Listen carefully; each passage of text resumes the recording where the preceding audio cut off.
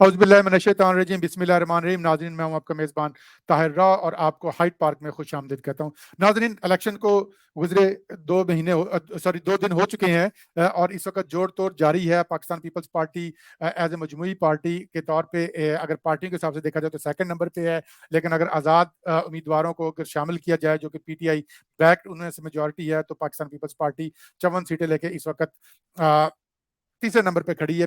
Peoples party ने सिंध से as expected clean sweep किया है, लेकिन पंजाब से जो पीपल्स पार्टी के वोट हैं वो कोई ना वोट बढ़े हैं ना सीटें बढ़ी हैं। 2018 का और 2013 का रिपीट हुआ है। तो बिलावल भुट्टो जरदारी ने अपनी बहुत जानदार कैंपेन चलाई, मीडिया टॉक की, उन्होंने अपना एक प्रोग्राम पेश किया। उसके बावजूद स्पेशली लाहौर में जो हल्का 127 से बिलावल भुट्टो जरदारी साहब खड़े हुए थे, जिसको बहुत सारे लोगों ने अप्रिशिएट किया था, मुखालफिन ने भी, जर्नलिस्ट में, मीडिया ने, कि उन्होंने एक बड़ा बोल्ड स्टेप लिया है और उससे अगर वो जीत गए तो उससे पाकिस्तान पीपल्स पार्टी का पंजाब में और खसूसन तौर पर लाहौर में एक रिवाइवल होगा। लेकिन बदकिस्मती से वो बहुत बुरी तरीके से हारे हैं एज पर इलेक्शन कमीशन के रिकॉर्ड के मुताबिक, और उन्होंने उतने भी वोट नहीं लिए जितने के पिछले ज़िमनी इलेक्शन में चौधरी असलम गिल लाहौर के जो सदर हैं पीपल्स पार्टी के, उनसे भी कम उन्होंने वोट लिए हैं। तो कैंपेन बहुत भरपूर तरीके से चलाई गई, बहुत मीडिया मैनेजमेंट भी की गई, सब कुछ किया गया, लेकिन ऑन ग्राउंड रिजल्ट बहुत मायूस कुन हुए हैं। तो हम शराफत राना साहब से बात करेंगे। 127 के हल्के पे स्पेशली हम फोकस करेंगे क्योंकि प्रोग्राम हमारा इतना लंबा नहीं हो सकता। आइंदा दिनों में बाकी जी जोड़ तोड़ हो रहा है और जो उसके बैकग्राउंड सारा और फोरग्राउंड जो है इलेक्शन का, उस पर हम बात करेंगे। लेकिन हम 127 पे आज बात करेंगे। तो जी राना साहब, आप मुझे बताइए कि जो बिलावल भुट्टो जरदारी का फैसला था लाहौर से लड़ने का, पहले तो आप ये बताइए, क्या ये एक सियासी सही तौर पे फैसला था? क्या उन्होंने गेज गलत किया सेंटिमेंट को, आवाम को, या लोगों उन्होंने रिपोर्ट गलत की, या उन्होंने जानबूझ के एक रिस्क लिया और एक उन्होंने एक जुआ खेला यहाँ से लड़ने का? जी, अस्सलाम वालेकुम। सबसे पहले मैं आपका शुक्रिया अदा करता हूं कि आपने यहाँ पर हाजिर होकर मारूज़ात पेश करने का मौका दिया। चेयरमैन बिलावल भुट्टो जरदारी का ये फैसला कि वो एन 127 से इलेक्शन लड़ेंगे, ये कोई डीप थॉट फैसला नहीं था। ये कोई 6 महीने, 1 साल, 2 साल पहले नहीं किया गया, बल्कि अचानक से फैसला किया गया। लेकिन ये एक फैसला सियासी मूव थी, जुर्रतमंदाना फैसला था। और ये कहना कि बिलावल भुट्टो जरदारी लाहौर या पंजाब के किसी भी डिस्ट्रिक्ट से, किसी भी सीट से मुंतखब हो ही नहीं सकते, ये सोच गलत है। चेयरमैन बिलावल भुट्टो जरदारी या पीपल्स पार्टी की मरकजी लीडरशिप में से कोई भी शख्स पंजाब के किसी भी हलका से किसी भी वक्त इलेक्शन लड़कर कामयाब हो सकता है। पंजाब की हर नशिस्त पर मजदूर, किसान और गरीब, यतीम, मस्कीन, लाचार, बेकस इतने वोट ज्यादा होते हैं कि पीपल्स पार्टी के लिए इलेक्शन जीतना कोई इशू नहीं होना चाहिए। अब फोकस है 127 या लाहौर में पीपल्स पार्टी कैसे बर्बाद हुई। 70 का इलेक्शन पहला इलेक्शन था जब लाहौर में पीपल्स पार्टी ने फतह हासिल की। उसकी बुनियाद कोई इलेक्शन इंजीनियरिंग या पोलिंग स्टेशन वाइज मैकेनिज्म बनाना नहीं थी। वो चेयरमैन भुट्टो का एक वेव चली। आप इसे कह सकते हैं कि जैसे इमरान खान की आज एक वेव लोग क्लेम करते हैं, ये एक अलग बात है कि उसमें मीडिया परसेप्शन कितना और हकीकत। भुट्टो साहब की तो वेव हकीकत थी। उस वक्त मीडिया तो इस लायक था नहीं कि वो परसेप्शन बना पाता। तो गली गली में, कुचे कुचे में भुट्टो साहब छा गए थे और बगैर किसी इलेक्शन मैनेजमेंट के पीपल्स पार्टी ने 90%, 95% वोट हासिल किया। अब पीपल्स पार्टी की साइकोलॉजी वहां पे ठहर गई, और खासतौर तौर पे बड़े शहरों वाली और लाहौर की। 88 में फिर दोबारा ये मोमेंटम आया और 88 में भी पीपल्स पार्टी ने लाहौर की 11 नशिस्तें बगैर पोलिंग एजेंटों की जीत ली। अब लाहौर में पीपल्स पार्टी के जो कारकुन थे वो यकीनी तौर पर, आप जानते हैं, जहांगीर बदर के वालिद के बारे में बताते हैं कि वो कुल्फियों की रेडी लगाते थे, और इसी तरह जितने लोग बाद में मिनिस्टर बने ये सब लोअर मिडिल क्लास के लोग थे। तो मकबूलियत का एक खुन्नास दिमागों पे सवार हो गया ना। एक तो ये लोग अमीर हो गए, मिडिल क्लास में शिफ्ट हो गए, इन्होंने पुराने लोगों से मिलना जुलना छोड़ दिया।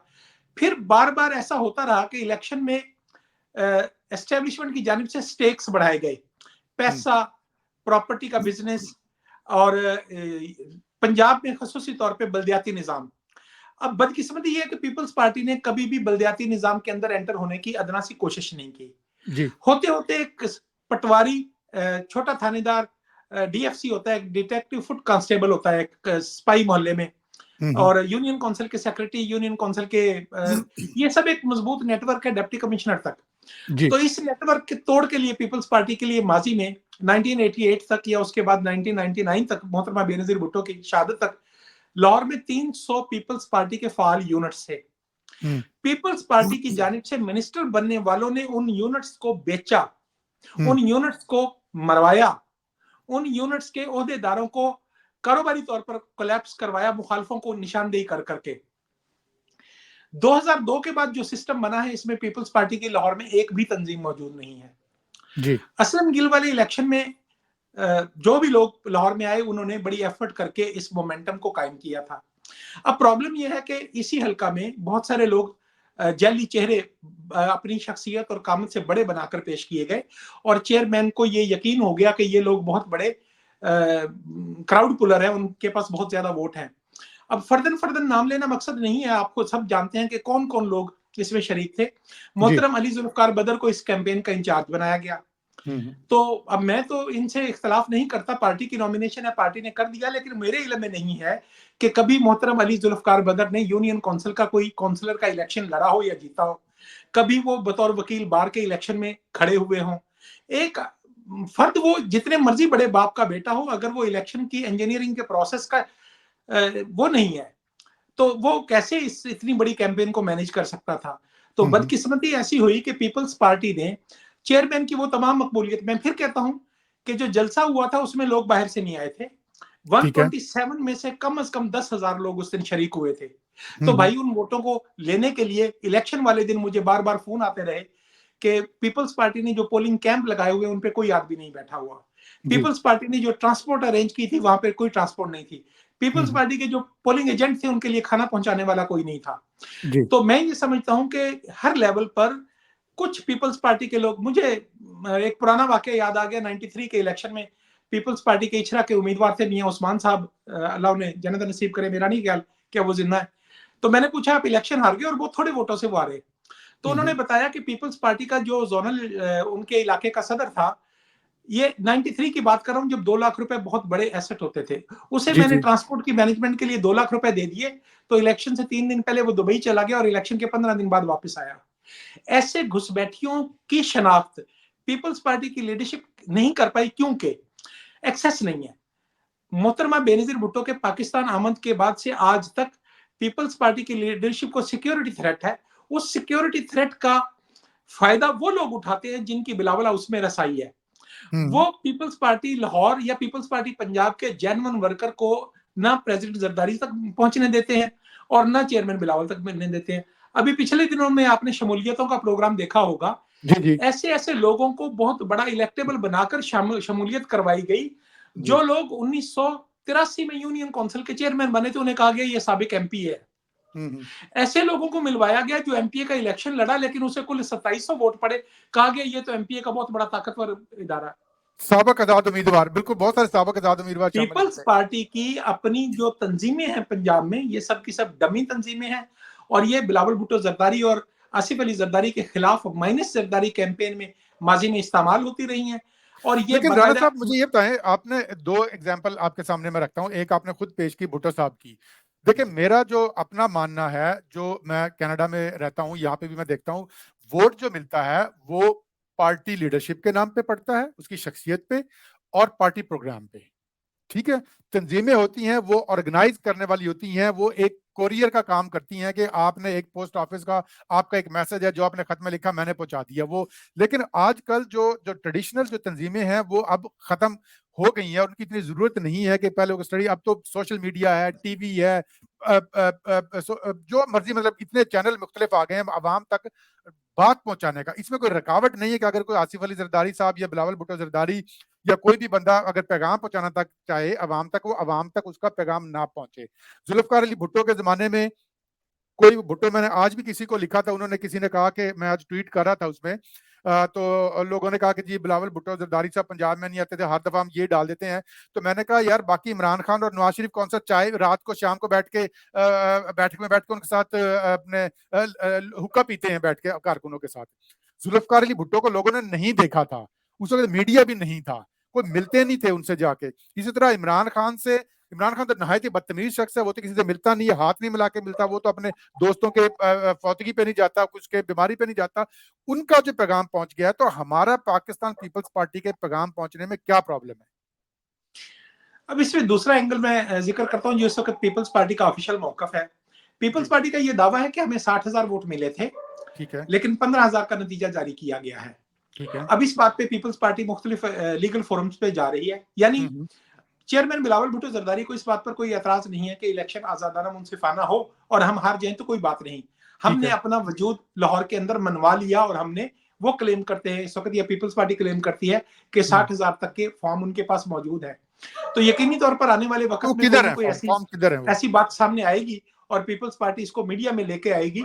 अभी तक तो लीगल जो उनका चल रहा है एहतजाज, या जो जिन फोरम्स पे एहतजाज किया जाना चाहिए वो कर रहे हैं। लेकिन फिर मैं यही बात कहता हूं कि आपकी बात बिल्कुल दुरुस्त है, इस सब कुछ का भी आउटपुट इलेक्शन वाले दिन स्पॉन्टेनियस नहीं हो सकता। ये कहना कि इमरान खान की मोहब्बत में लोग निकले हैं, ये बात गलत है। इमरान खान ने अपनी पार्टी को इस तरीके से ऑर्गेनाइज किया हुआ है कि गली गली मोहल्ले मोहल्ले में उनकी टाइगर फोर्स मौजूद है, और इलेक्शन वाले दिन वो सब लोग काम कर रहे थे और वोटर्स को घरों सर से ले जज्बा था जाकर ना, पोलिंग बात ये स्टेशन। है कि देखें, आपने जैसे मिसाल दी, हमारा जोनल चीफ एक जेके जो ना जोनल सदर जो ना लेके दुबई चला जाता है पैसे, तो एक जज्बा है ना सर। वो देखें, तंजीमें खुद ब खुद बन जाती हैं। हम कनाडा में रहते हैं, यहाँ पे मतलब बाकी यूरोप में आप देखें, और बड़ी मशहूर कहते हैं कि जी पीटीआई के बड़े एहतजाज भी करती है, इकट्ठे भी कर लेती है। तो मेरा नहीं ख्याल कि, मैं पर्सनली जानता हूं दोस्तों को जो पीटीआई के हैं यहाँ पे कनाडा में, उनके अगर कहने से कोई एक जो है ना कोई स्वीपर भी बाहर ना निकले, लेकिन वो चूंकि इमरान खान के नाम पे निकलते हैं, कॉल देते हैं, वो ठीक है, 4 झंडे लेके वो एक प्रोग्राम ऑर्गेनाइज कर देते हैं कि जी फलां तारीख को फलां वक्त एहतजाज होगा, लोग खुद आते हैं, वो उनके कहने से नहीं आते। ठीक है। 86 में आपका क्या ख्याल है कि जहांगीर बदर के कहने से इतने इकट्ठे लोग हुए थे जो 86 के जलसे में थे? नहीं हुए थे वो। ठीक है।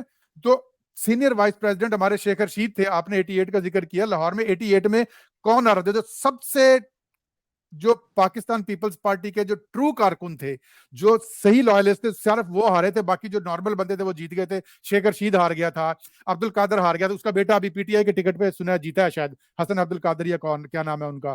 ठीक है। कयूम जी निजामी हार गया था, शेख रफीक हार गया था, बाकी सब जीत गए थे। ठीक है। तो वो मेरा कहने का मकसद, जो मैं जो पॉइंट जो बनाना चाह रहा हूं, वो ये चाह रहा हूं कि पार्टी का वोट जब होता है तो वो नजर आता है। अगर तंजीम से अगर जीतना होता ना, तो मेरे ख्याल है कि सबसे मुनज़्ज़म पार्टी है पाकिस्तान में तंजीमी लिहाज से जमात इस्लामी है। जमात इस्लामी कभी ना हारती। जी, आप बिल्कुल दुरुस्त कह रहे हैं। इसमें दूसरा दूसरा एंगल यही है कि मीडिया परसेप्शन अभी तक हम तोड़ नहीं पाए।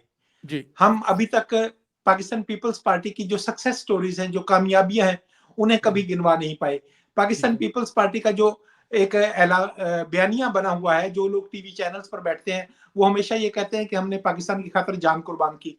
शायद ये 60s में रोमांटिसिज्म के पीरियड में ये बात बहुत बड़ी थी जी कि मुल्क के लिए जान कुर्बान कर दी जाए। आज लोगों को ये बताना है कि पाकिस्तान पीपल्स पार्टी वो जमात है जिसकी वजह से आज आप इकोनॉमिकली इंडिपेंडेंट पाकिस्तानी ज्यादा हैं। 1970 में पाकिस्तान की 90% आबादी गुलामी की जिंदगी गुजारती थी, और जी पीपल्स पार्टी का ये कल्चरल रेवोल्यूशन है कि आज पाकिस्तान की 90% आबादी जो है वो इंडिपेंडेंट रोजगार की हामिल है। इस एंगल से, या पाकिस्तान की मुआशी इस्तेहकाम के एंगल से, पाकिस्तान पीपल्स पार्टी ने कभी नैरेटिव नहीं बनाया, ठीक और है। इसके नैरेटिव को हमेशा मुस्लिम लीग नवाज ने बनाने की कोशिश की। हम्म। तो ये एक बहुत बड़ी नाकामी हमारी है कि हमें अल्टीमेटली मीडिया कैंपेन, जिस तरह पीटीआई की मीडिया कैंपेन रही है कि उन्होंने इमरान खान के बगैर किसी के काम किए जो काम वो दावा करते हैं कि एब्सोल्युटली नो, भी एक झूठी कैंपेन थी, और एस्टेब्लिशमेंट के खिलाफ नारा लगाना भी एक झूठी कैंपेन थी, लेकिन उन्होंने मनवाया है। तो हमें अल्टीमेटली, मैं और आप जहां पर बैठे हैं, इस फोरम को इस्तेमाल करना है, इस ताकत को इस्तेमाल करके हमें अपनी जड़ों को इस तरह से मजबूत करना है कि कम से कम जो माँ बाप पीपल्स पार्टी के कारकुन रह चुके हैं, उनके बच्चे इमरान खान का बैज लगाकर वोट डालने ना जाए। कम से कम ये लेवल तो आना चाहिए। जी। लेकिन राणा साहब देखें, मैं आपसे इस बात पे वो करूंगा बात कि एक चीज होती है, मैंने देखा है कनाडा में भी और बहुत सारे ममालिक में भी, एक होता है गुस्से का वोट, एक होता है प्यार का वोट। ठीक है। जो एक रेज जिसको कहते हैं ना अंग्रेजी में, तो वो एक रेज होती है। तो देखे जुल्फकार अली भुट्टो जब जुल्फकार अली भुट्टो बने, वो 67 में जुल्फकार अली भुट्टो बन गए थे। उनके सामने, लोगों के सामने उनकी कारकर्दगी नहीं थी, 73 का कॉन्स्टिट्यूशन नहीं था, उनकी फांसी उनके सामने, लोगों के सामने नहीं थी, या उनको पास लेबर इस्लाहत नहीं थी। लेकिन चूंकि उसने नारा लगाया था, 65 की वॉर हो चुकी थी, बहुत लोग इमोशनल थे, उन्होंने, जुल्फकार अली भुट्टो ने नारा लगाया 1000 साल जंग का, एटम बम का, कि हम एटम बम घास खा लेंगे, ये कर लेंगे, वो कर लेंगे। तो जुल्फकार अली भुट्टो पहले ही वो मकबूल हो चुके थे, कुछ डिलीवर करने से पहले ही। इसी तरीके से जब जुल्फकार अली भुट्टो को फांसी हुई, तो बीबी को जो मकबूलियत मिली, बीबी को ने इनहेरेंट की थी सारी मकबूलियत भुट्टो साहब की। भुट्टो साहब का वोट था 88 में, वो जाहिर हुआ, उससे पहले बल्दियाती इलेक्शन में जाहिर हुआ, एमआरडी की तहरीक में जाहिर हुआ। लोगों को जिद थी कि भुट्टो को नाहक फांसी दी गई, उनको एक गुस्सा था, उनको, उनके पास एक इंतकाम का वो रास्ता था। इसी तरीके से इमरान खान, पाकिस्तान की जो थर्ड वर्ल्ड की सियासत है, वो डिलीवरी बेस्ड नहीं होती, क्योंकि वसाइल ही नहीं होते डिलीवर करने के। पाकिस्तान पीपल्स पार्टी ने डिलीवर किया है।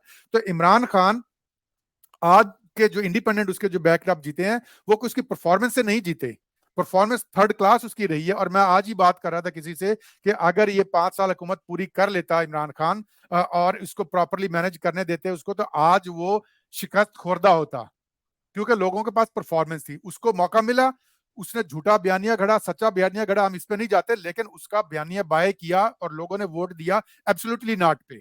उसने वोट दिया लोगों ने कि जो है, जो उन्होंने, वो रशिया जा रहा था, अमेरिका ने उतारा है। इमरान खान का वोट मिला है कि अमेरिका ने उसको उतारा है, झूठा सच्चे की बात नहीं कर रहा। बेनजीर भुट्टो को वोट मिला था कि अमेरिका ने उसको फांसी लगाई है, जुल्फकार अली भुट्टो को। आज पाकिस्तान में अगर आप सर्वे करवाते हैं, बहुत दफा मैं देखा भी था, तैयब अर्दवान तुर्की से ज्यादा मकबूल है। तुर्की में उसकी मकबूलियत 50% है, पाकिस्तान में 90% है, क्योंकि हमारी कौम बड़कबाजी पे यकीन रखती है। तो मैंने कहा यार, जो तुर्की के लोग उसको नहीं मानते, आप उसको लीडर मानते हैं, तैयब अर्दवान को। तो आप मुझे बताएं कि पीपल्स पार्टी के पास पंजाब में इस वक्त बयानिया नहीं है, जिसपे कि एक पूरा एक नारा जो होता है ना कारकर्दगी दिखाने को, तो उसके लिए पीपल्स पार्टी क्या कर रही है? इसमें 50%, यानी एक एंगल से मैं आपसे इत्तेफाक करता हूं कि ये रेज का वोट था। ये इमरान खान को या आजाद जो जीते हैं, इनका आप कर सकते हैं कि उन्हें वोट पड़ा है। रेज, आप इसे इमरान खान के साथ एसोसिएट कर ले, मैं इसे महंगाई के खिलाफ एसोसिएट करता हूं। हमारा अदम एतमाद के वक्त बयानिया था जो बिका और तस्लीम किया गया कि महंगाई इमरान खान की वजह से हुई है, पाकिस्तान की पैदावार की सलाहियत मुतासर हुई है, पाकिस्तान में बेरोजगारी फैली है, और पाकिस्तान का जो रुपया है या वो टके टोकरी हो गया है। लेकिन बदकिस्मती हमारी ये हुई कि जब हमारा नया सेटअप बना, तो मियां मोहम्मद नवाज शरीफ की जो पार्टी हमारे साथ एसोसिएटेड थी, मैंने पहले इससे बात की कि उन्होंने इमरान खान को असेंबली से निकालकर पीपल्स पार्टी को बेबस कर दिया। अगर इमरान खान असेंबली में रहता, तो नवाज शरीफ की हरकतों और नवाज शरीफ की पॉलिसियों, साजिशों की वजह से 3 महीने के अंदर पीपल्स पार्टी उसे छोड़कर इमरान खान से इत्तेहाद बना सकती थी। इस तरह की हरकतें हुई। इसहाक डार को वजीर खजाना बनाने पर फिजिकली आप कहें कि शाउटिंग और हार्ट वर्ड्स का एक्सचेंज हुआ था, और ये बातें हम बिलावल भुट्टो जरदारी सामने ला रहे हैं कि बिजली के बिल की कीमत बढ़ाना या महंगाई करना, ये इसहाक डार और नवाज शरीफ की जाती फैसले थे। इनका स्टेट से, पाकिस्तान से, पाकिस्तान की मईशत से कोई लेना देना नहीं था। अब ये रेज आया इस तरह से। अब दूसरी बात, मैं आपसे थोड़ा सा पॉलिटिक्स को आप समझने में गलती कर रहे हैं इस लेवल पर। देखें, 35 लोगों ने आसिफ अली जरदारी के साथ प्यार मोहब्बत के साथ, पीटीआई के अरकान ने अदम एतमाद के वक्त पीटीआई के खिलाफ वोट देने के लिए सिंध हाउस शिफ्ट हो गए जी। जब अदम एतमाद कामयाब होगी, तो वो सब लोग पीपल्स पार्टी और आसिफ अली जरदारी को छोड़ गए। इसी तरह उस पीरियड को देखें, उसमें बहुत बड़े बड़े नाम पीपल्स पार्टी की तरफ वापस आए। राजा रियाज रोजाना वापस बैठा होता था जरदारी हाउस में, मंजूर वट्टू रोजाना बैठा होता था, और बहुत सारे माजी के स्ट्रॉन्ग लोगों को मैंने बिलावल हाउस में बैठे देखा। लेकिन उनमें से कोई भी आदमी पीपल्स पार्टी का टिकट लेने पे तैयार नहीं हुआ। ये पावर पॉलिटिक्स का वो गंदा रूप है जो आप नहीं देख पाए, हम इसे खुली आंखों से देखते हैं। पैगाम दिया गया कि जो भी शख्स पंजाब में पीपल्स पार्टी का टिकट लेगा, उसे हम नहीं जीतने देंगे। अब वो सब लोग जिन्हें अल्टीमेटली, मैं बार बार मिसाल देता हूं कि हर जिले में यहाँ पर 2 खानदानी धड़े हैं जो जिले की सियासत में, बल्दियाती सियासत में एक दूसरे के खिलाफ खड़े होते हैं। अब मुस्लिम लीग का वोट बैंक तो अपनी जगह पे खड़ा है, लेकिन जिसे मजबूरी के आलम में पीटीआई को छोड़कर पीपल्स पार्टी में आना था, वो आजाद खड़ा हो गया और उन्हें यकीन दहानी करवाई गई इसी तरह जो इस्तेहकाम पाकिस्तान पार्टी बनी थी, उसकी बुनियाद भी ये थी कि किसी ने टेलीफोन करके उन्हें कहा कि अगर तुम जरदारी के साथ जाओगे तो हम आपको जीतने नहीं देंगे। अभी लेकिन थोड़ी राणा देर साहब पहले देखें देखें बात बात मेरी ये कहने का मकसद ये है कि देखें ये सारी चीजें उन्होंने की, लेकिन उसके बावजूद फर्स्ट ऑफ ऑल ये देखें कि जो बंदे अदम इत्मीनान में पीटीआई को छोड़ के आए थे और बाद में उन्होंने नून में चले गए, जहां पे चले गए, लेकिन उनको फिर अवाम ने इबरतनाक शिकस्त दी। नहीं, अभी मैं बात पूरी कर लेता तो आपका आईपीपी ये सवाल। आईपीपी को भी जो पीटीआई से छोड़ के आए थे, वो आईपीपी को भी बदतरीन शिकस्त दी। उसके नहीं, अलावा ऐसा जो नहीं है, ऐसा जो नहीं है। देखिए जिमनी इलेक्शन हुए थे आप पंजाब के, जो पंजाब के जिमनी इलेक्शन हुए थे इमरान खान के जमाने में, जो पीटीआई से छोड़ के आए थे, नून को टिकट दिया था, नून ने टिकट दिया था, उनको भी इबरतनाक शिकस्त दी अवाम ने। आप फिर पंजाब को फोकस कर रहे हैं ना। अब अगर मेरी बात पूरी हो जाती, एक जुमला आगे जी रह गया था। जी जी अब आप प्लीज। तस्वर करें कि कराची में कोई एक आदमी नहीं कह रहा था कि एमक्यूएम 12 से या 15 सीटें ले जाएगी, ठीक है। हैदराबाद की दोनों नशिस्तें ले जाएगी। अब इस चमत्कार के बारे में गौर कीजिए कि जो पावर पॉलिटिक्स पीपल्स पार्टी को कराची में ऐसा नुकसान पहुंचा सकती है कि उन लोगों को उनके 500 वोट नहीं निकले और अब उनके पास 1,15,000 का भी नोटिफिकेशन है। तो वहां पर अभी माजी में जो मुकाबला एमक्यूएम पाकिस्तान मौजूद नहीं थी, एमक्यूएम अल्ताफ मौजूद था। और जी अगर पीपल्स पार्टी का उन नशिस्तों पर मुकाबला था तो एमक्यूएम अल्ताफ के साथ था, हम्म जो एक ही निशान पर आए थे। लेकिन जी अगर जी कराची में इतनी मैनेजमेंट हो सकती है, तो हैदराबाद शहर की दोनों नशिस्तें माजी में पीपल्स पार्टी ने जीत ली थी, तो वो नशिस्तें भी वापस ले ली गई। तो इलेक्शन की मैनेजमेंट हमारे तस्वर से कहीं ऊपर होती है। और ये बात आप नहीं भुला सकते कि इमरान खान का हामी जो सेटअप है वो जुडिशरी के अंदर और पाकिस्तान की फौज के अंदर आज भी ताकतवर पोजीशन में है। यकीनी तौर पर जो चीफ्स हैं वो मुस्लिम लीग नवाज को या अदरवाइज सपोर्ट करते हैं, उनकी वजह से इमरान खान मसाइल का शिकार है, लेकिन वो सिस्टम के अंदर नकब लगा चुका है। पाकिस्तान पीपल्स पार्टी को अदालती निजाम या फौजी निजाम से कभी भी खैर की ना तवक्को है, और ना ही पीपल्स पार्टी की ये पॉलिसी है कि उन इदारों को पोलिटिसाइज किया जाए और अपनी लॉबी वहां पर बनाई जाए। तो इसका नुकसान हमेशा होता रहता है। इसके बावजूद मैं आपकी इस बात से इत्तेफाक करूंगा कि कहीं ना कहीं हमसे भी तो गलती हो रही है, कहीं ना मैं कहीं यही कहना चाह रहा हूं कि हम सिर्फ और हमें भी सिर्फ आंखें रीथिंक नहीं करना बंद है। कर सकते लोगों पे मैं डाल के, उसने ये कर दिया, उसने ये कर दिया, उसने ये कर मैं दिया। मिसाल हम देता कहां हूं कि खुद कहां कमर खड़े हैं। जमान कायरा हमारे वजीर इत्तलात और नशरियात थे 2008 से लेकर 2013 तक। जी वो सारा वक्त टीवी चैनल पर इमरान खान से ज्यादा बैठते थे और ज्यादा गुफ्तगू करते थे। लोग उनकी गुफ्तगू को पसंद भी करते हैं। हाँ बिल्कुल अब पसंद इस करते हैं। इलेक्शन में मैं समझता हूं कि मुस्लिम लीग नवाज ने किसी भी एक अंडरस्टैंडिंग के बगैर उनके मुकाबले में जो उनकी बरादरी का मजबूत तरीन कैंडिडेट था उसे विड्रा किया और एक अजनबी आदमी को टिकट दे दिया। हम्म अब कमर जमान कायरा जैसी पर्सनैलिटी जो पंजाब में बिलावल भुट्टो जरदारी के बाद दूसरे नंबर पर मकबूल तरीन है, अपना हल्का नहीं बचा पाई, तो हमें कहीं ना कहीं रीथिंक करना है कि हमारे अमली सियासत शायद हमारी लोकल ओरिएंटेड नहीं है। हम हम्म अगर काउंसलर बनना चाह रहे होते हैं तो हम लाहौर की बजाय कराची पे गुफ्तगू करते हैं। हम अगर गुजरात से एमएनए बनने के ख्वाहिशमंद हैं तो शायद हम स्विट्जरलैंड के मौजूद पर ज्यादा गुफ्तगू के आदी हो गए हैं। पाकिस्तान पीपल्स पार्टी के उम्मीदवार अभी हाल ही में वो कश्मीर के मिनिस्टर थे, तो मिनिस्टर होने के बाद जो फौरी तौर पर इलेक्शन हुआ है उसमें इन लोगों का हार जाना, और राजा परवेज अशरफ साहब जो इस वक्त स्पीकर के ओहदे पर ठीक है। तैनात हैं, फायज हैं, वो अपने जिले में से खुद महरीन अनवर राजा को उन्होंने टिकट दिलवाया है, और उन्हें मालूम था कि वो खातून 2000 से ज्यादा टिकट नहीं ले सकती, और वो 2018 के बाद पहली बार टिकट के साथ अपने हल्के में गई हैं। तो जी कुछ ऐसी जरदारी साहब खुद गलतियां जलसा यकीनी करने तौर गए पर। सर। सर देखिए, इस पे हम ब्लेम राजा साहब को नहीं कर सकते, जरदारी साहब खुद हल्के में जलसा करने गए हैं उनके पास। मैं यही अर्ज कर रहा हूं कि इस लेवल पर जो गलतियां हुई हैं इनके बारे में हमें रीथिंक करना होगा कि हम कम से कम पार्टी लीडरशिप को, जरदारी साहब को, चेयरमैन बिलावल भुट्टो जरदारी को, जिस तरह भुट्टो साहब वसाइल न होने के बावजूद हर जिला में पहुंच जाया करते थे, पंजाब में गुज़श्ता 30 साल में कम से कम 30 जिला ऐसे हैं जहां कभी चेयरमैन या सदर जरदारी नहीं पहुंचे, तो हमें और बराह जाते हैं रास्त तो फिर एक्सेस को अगर कहीं बढ़ाना होगा। जाते भी हैं तो वो एक मखसूस टोला घेरे होता है। वही लोग जो लाहौर में उनके पास होते हैं, वही लोग पिंडी में उनके पास होते हैं, वही लोग कराची में उनके पास होते हैं। नए आदमी की आमद की इजाजत नहीं है वहां पर। मैं हैरान होता हूँ कि यार उनको कितनी की फोटोएं खिंचानी है, कितने की उन्होंने सेल्फियां लेनी है, हर दफा उन्हीं की सेल्फियां, उन्हीं की फोटो, चेयरमैन के साथ, और जरदारी साहब के साथ, चेयरमैन के साथ। उनमें से कोई भी शख्स यूनियन काउंसिल में काउंसलर नहीं मुंतखब हो सकता, लेकिन वो बिलावला उसके सबसे बड़े चौधरी मामे हैं। बिल्कुल नहीं, लेकिन वो कहेंगे जी हम पंजाब से कहा, वहां पंजाब में हमारा चेयरमैन नहीं मुंतखब हो सकता, तो हम किस बाकी मूली हैं। ये उनके पास बहुत बड़ी जस्टिफिकेशन है, और इसीलिए चेयरमैन को हरवाया गया कि जो चेयरमैन हार गया तो फिर हम कहां से मुंतखब हो सकते हैं, पार्टी का वोट ही नहीं है। मैं शायद आपको सुना चुका हूं कि लाहौर के एक बड़े पॉलिटिकल फैमिली का जो हमारे मुस्तकिल कौमी असम्बली के रुकन थे, उनका खानदान का एक फर्द मुझे मिला, कहने लगा पीपल्स पार्टी का तो लाहौर में वोट ही नहीं है। तो भाई वोट इसलिए नहीं है कि जब आप मुसलसल 30 साल कौमी असम्बली के रुकन रहे तो आपके माँ बाप ने आपको नहीं बताया कि पीपल्स पार्टी क्या चीज है। आपकी गुफ्तगू से लग रहा है कि आप इमरान खान से मुतासिर हो, तो दूसरों को क्या बताया होगा। जब आप किसी भी तरह की सियासत नहीं कर रहे होते, जब आप अपना मैसेज नहीं डिलीवर कर रहे होते, परफॉर्म नहीं कर रहे होते, तो फिर इसी तरह आपको दाएं देखना पड़ता है और सियासत खत्म हो जाती है। तो आज अल्टीमेटली जिन खानदानों की सियासत खत्म हो गई उन्हें पीछे हटकर नए लोगों को मौका देना चाहिए। देखिए राणा साहब, मुझे एक और बात लगती है, देखिए एक हर इंसान की एक एज होती है, ठीक है। लोग बल्कि मजाक में कहते होते हैं कि अगर आप यंग एज में अगर आप सोशलिस्ट नहीं है तो आपके अंदर दिल नहीं है, और अगर आप 50 साल की उम्र में सोशलिस्ट हैं तो आपके अंदर दिमाग नहीं है, ठीक है। तो मतलब एक एग्जांपल मिसाल करूं तो मैं कहना मतलब ये कि एक एज होती है जो 18 साल से लेके 16 साल का बच्चा और 25 26 35 साल तक का जो जज्बा जोश होता है ना, जिस चीज में जो आप पैशन से काम करते हैं, स्टडी हो, जॉब हो, बिजनेस हो, उसके बाद फिर चीजें आप मैनेज करना शुरू कर देते हैं। यार ये हो गया, ये हो गया, फिर आप चीजें मैनेज करते हैं, आप जज्बे से काम नहीं करते, वो जज्बा नहीं रहता।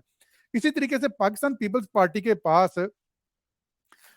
जो है वो, ठीक है, हम पुराने लोगों को डिस्क्रेडिट नहीं करें, उन्होंने अपने जमाने में बहुत मेहनत की है, बहुत काम किया है एज ए वर्कर, लेकिन वर्कर का काम या तंजीम का काम वोट पैदा करना नहीं होता, वोटों को घर से उठा के पोलिंग स्टेशन तक सिर्फ पहुंचाना होता है, ठीक है। और ये पूरी दुनिया में होता है, कोई कहीं पे भी यूके और कनाडा में और मैं भी देखा ना कि यहाँ की, मैं खुद तंजीम का यहाँ पे रुकन हूँ पार्टी का, मुझसे कभी नहीं पार्टी ने पूछा कि जी आपकी कारकर्दगी क्या, और आपने क्यों नहीं किया और वो नहीं किया। तो बात यह है कि अब नए, मैंने हमारे बहुत बल्कि मैं नाम लेता हूं कि मैंने एक दफा इंटरव्यू किया था चौधरी असलम गिल साहब का। मैं क्या, असलम गिल साहब आप बहुत अच्छे वर्कर हैं, बहुत आपने काम किया। आज आबादी, जिस वक्त आप यंग थे, आप 23 साल के थे, 24 साल के थे, उस वक्त पाकिस्तान की आबादी 8 करोड़ थी, आज 23 करोड़ हो गई। आप वही 60 साल की उम्र में, 65 साल की उम्र में एक असलम गिल है।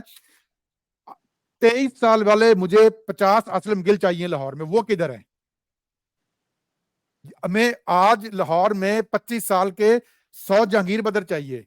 आज मुझे लाहौर में जो है ना 28 साल का 200 कयूम निजामी चाहिए, फिर पार्टी चलेगी। तो मैं क्या, वो 23-24 साल वाले हमारे जहांगीर बदर और असलम गिल और वो कयूम निजामी, वो किधर है हमारे? तो वो जब तक नहीं आएंगे, वो नहीं पैदा देखिए अगर होंगे। वो नए लोग आ गए तो फिर असलम गिल चौधरी तो नहीं ना रहेगा, फिर नए स्पार्किंग लोगों में से चौधरी ज्यादा पैदा हो जाएंगे। मुझे याद आता है, अभी आपके पास अगर टाइम है तो एक बात सुन लें। जी जी मैं जब पीपल्स पार्टी तहसील चूनिया का जनरल सेक्रेटरी होता था तो उस वक्त मेरे प्रेसिडेंट होते थे मलिक आशिक अवान। सरदार आरिफ नकई के मुकाबला में एक दफा वो एमएनए भी मुंतखब हुए थे। जी जी तो एक दिन मोहतरमा बेनजीर भुट्टो के कसूर का दौरा था, तो अचानक उन्होंने मुझे कहा कि मुझे आपसे एक बात करनी है। तो वो मुझे उठाकर, हम जगह ढूंढते रहे, वो पीपल्स पार्टी का डिस्ट्रिक्ट ऑफिस था, मोहतरमा की आमद की वजह से बहुत ज्यादा हजूम था। तो वो मुझे एक कोने में, एक बाथरूम था, उधर ले गए।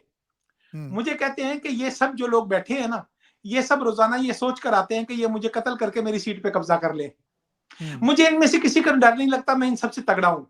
मुझे तुमसे डर लगता है, तुम इंटेलिजेंट हो, शार्प हो, तुम्हारी मंजिल बहुत आगे है। कभी तुम अपने दिल में ये सोचो कि मलिक आशिक अवान का ओहदा राना शराफत के रास्ते की रुकावट है, तो यकीन करो मेरे कान में फूंक मार देना, मैं खुद तुम्हें अपने से आगे खड़ा कर दूंगा। ठीक है ऐसे जी, लोगों की पीपल्स पार्टी में जरूरत है। मैं वो यही कह रहा हूँ इतने जी। अजीम इंसान थे और मैं ता जिंदगी वो मैं उनके साथ राब्ता में रहा। ऐसी पॉलिटिकल विजडम की जरूरत है, लाहौर के अंदर ऐसे लोगों की जरूरत है कि आप 25 से 30 साल 35 साल के नौजवानों को ये हौसला दें कि भाई आपके लिए रास्ते खुले हैं, फ्यूचर आपका है। हमने जो सियासत करनी थी वो खत्म हो चुकी है, वो दौर खत्म हो चुका है। जब तक इस तरह आपके कहने के मुताबिक हर लाहौर की यूनियन काउंसिल में 100 नौजवान ऐसे जिन्हें हम मिशन दें कि आप फ्यूचर के बिलावल भुट्टो जरदारी हो, उस वक्त तक हम पीपल्स पार्टी के लिए स्पेस दोबारा हासिल नहीं कर सकते। आप बिल्कुल दुरुस्त कह रहे हैं। जी राणा साहब, बहुत बहुत शुक्रिया। इसके लिए तो पूरा एक एनालिसिस चाहिए, तो हम मैं उम्मीद करता हूँ कि थोड़ा सा ये डस्ट बैठ जाए इलेक्शन की और चीज़ें सेटल हो जाएं, तो आई थिंक हमें कोई एक जो ना सीरीज, एक पॉइंट से लेके और ए से लेके जी तक जो है ना इसको कंटिन्यू रखना चाहिए, और हमें पूरा एक एनालिसिस करना चाहिए पाकिस्तान पीपल्स पार्टी की वजूहात का और आगे का फ्यूचर का। सोचना जो हो गया सो हो गया, उसको हम वापस नहीं ला सकते कि ऐसे होना चाहिए था, ऐसे होना चाहिए था, आगे व्हाट नेक्स्ट। आप, इंशाल्लाह। जब मैं ये कहता तो हमेशा कि आपको एक इमरजेंसी डॉक्टर की अप्रोच रखनी चाहिए, कि जब डॉक्टर के पास एक मरीज आता है, वो ये नहीं कहता कि आप मुझे पहले क्यों नहीं लेके आए, फलां के पास क्यों नहीं लेके गए थे, वो वहीं से काम शुरू करता है जिस कंडीशन में मरीज आता है। तो अब इस वक्त आईसीयू में मरीज आया है, अब पार्टी को सोचना है कि हमें सोचना है कि इसको आगे लेके आईसीयू से कैसे निकाल कर और उसको नॉर्मल लाइफ पे लेके आना है। Thank you. चलें जी, राना साहब बहुत बहुत शुक्रिया आपका। नाज़रीन, ये था आज का हमारा हाइड पार्क और बड़ी हमने गुफ्तगू की और बड़ी खुल के बातें हुई राना साहब से। तो इंशाल्लाह हमारे प्रोग्राम को देखिएगा, शेयर कीजिएगा। हम आइंदा भी इसी तरह के जो पाकिस्तान पीपल्स पार्टी से रिलेटेड जो कंट्रोवर्शियल टॉपिक हैं, जिस पे लोग बात नहीं करते डर के मारे और कुछ उसकी वजह से कि जी कोई उनके ओहदे ना खत्म हो जाएं या कोई कासा लेसी में और उसके लिए जो एक अपने अच्छे गुड वो बनने के लिए, अपने आप को अच्छा साबित करने के लिए, तो हम इंशाल्लाह ऐसी बात नहीं करेंगे और हम जो अपनी दिल की बात है वो आप तक जरूर पहुंचाएंगे। अपना और अपने घर वालों का ख्याल रखिएगा। अल्लाह हाफिज।